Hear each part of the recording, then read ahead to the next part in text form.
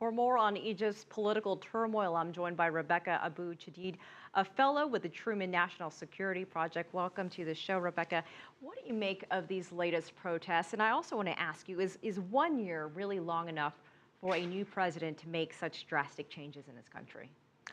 Well, 1 year is long enough for people to realize that this president and the party that he represents is not willing to compromise. And that's really been the driving force behind these protests, is that at every turn, what we've seen the Brotherhood do is focus on consolidating power. That's really where their energy has been, and kind of ignoring all of the demands of the opposition, ignoring the needs of the country, the needs of kind of the silent majority of people who they're supposed to be governing and serving. And so it might be, not long enough to remake Egypt, but it's certainly long enough for millions of Egyptians to feel that their president is not interested in their best interest. So you have a lot of other people who may have supported him in the past, turning on him, so to speak. That's right. From the outside, it appears that there were fair elections in Egypt. So what will it take to calm the situation there right now? And even if Morsi were to step down, would that be enough?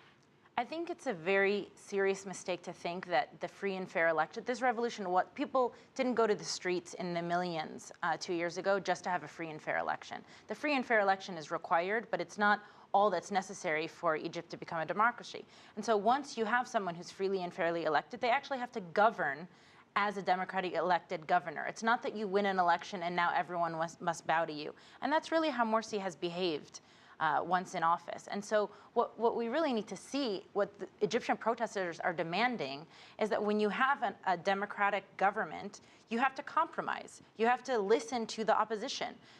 And the way that the Brotherhood has painted the opposition is that everybody who opposes them is against Egypt or kind of is the other. We're seeing sectarian violence against Shia, sectarian violence against the Copts, that there is a conspiracy. They haven't gotten over the fact that they are no longer an underground movement. They are now the government, and they have to govern, and they have to sit down with the opposition, and that's the job of political opposition, is to oppose.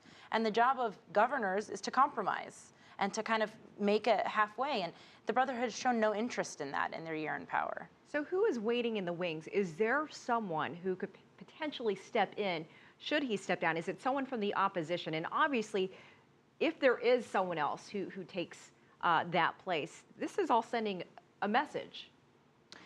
Look, the most important message for whoever is going to lead Egypt in this coming term is whoever was going to be the next president of Egypt after Hosni Mubarak was going to face a lot of problems and was going to face a struggling economy and was going to have many problems. The problem with Morsi's presidency is that rather than look for a way to unite the country, he's tried to kind of consolidate power within and not really and maintain the structure. Rather than look at the first protests in January 25th came on police day. That wasn't a mistake. Egyptians were tired of living in a police state and tired of having the system that they felt that nobody was accountable to them. And so whoever comes after Morsi, the most important thing is that that person feels that they must be the president of all Egyptians, and they have to include the voices of everybody, including the Brotherhood, not just the opposition. It can't be winner take all. So the most important thing for whatever comes next is that it's an inclusive process.